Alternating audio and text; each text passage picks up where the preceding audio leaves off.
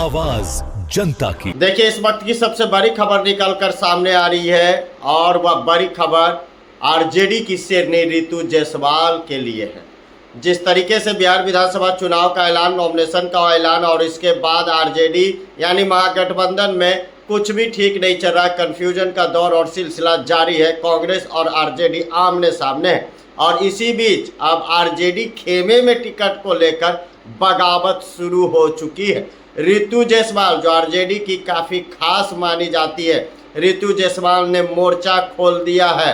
रितु जायसवाल जहां से लड़ना चाहती थी वहां से किसी और को टिकट दे दिया गया, जिस पर रितु जायसवाल फायर हो गए।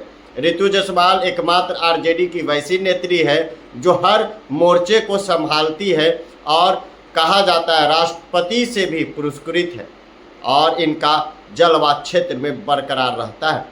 और जिस तरीके से आरजेडी ने अनदेखा किया, जिसके बाद रितु जायसवाल ने मोर्चा खोल दी है। रितु जायसवाल अपने फेसबुक हैंडल पर लिख डाली कि मैंने आरजेडी के लिए बहुत कुछ किया, लेकिन मुझे क्या मिला ये गवारा नहीं गुजर रहा।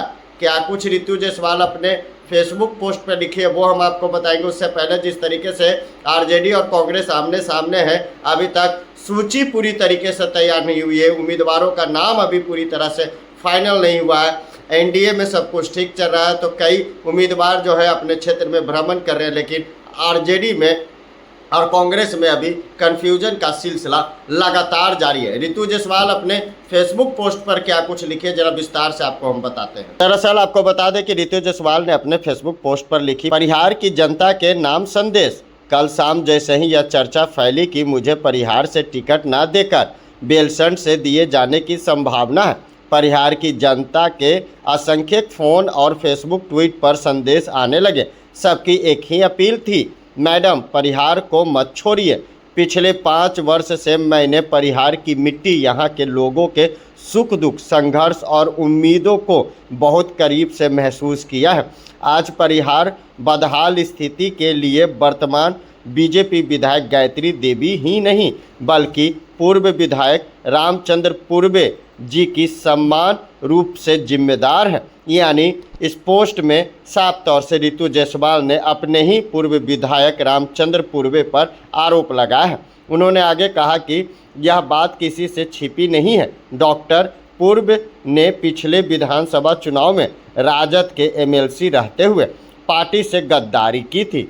इसी कारण मुझे मामूली अंतर से हार का सामना करना पड़ा था। आज जब पार्टी ने डॉक्टर पूर्व जी की बहू को परिहार से टिकट दे दिया तो यह उनकी गद्दारी पुरस्कार जैसी प्राप्त होती है। परिहार को छोड़कर किसी अन्य क्षेत्र से विधानसभा चुनाव लड़ना मेरी आत्मा को स्वीकार नहीं है। इसलिए मैं पार्टी के नेतृत्व को साफ तौर से अवगत करा दिया है कि यदि पार्टी किसी मजबूरी बस अपना निर्णय नहीं बदलती है तो मैं परिहार से स्वतंत्र उम्मीदवार के रूप में चुनाव लड़ूंगी।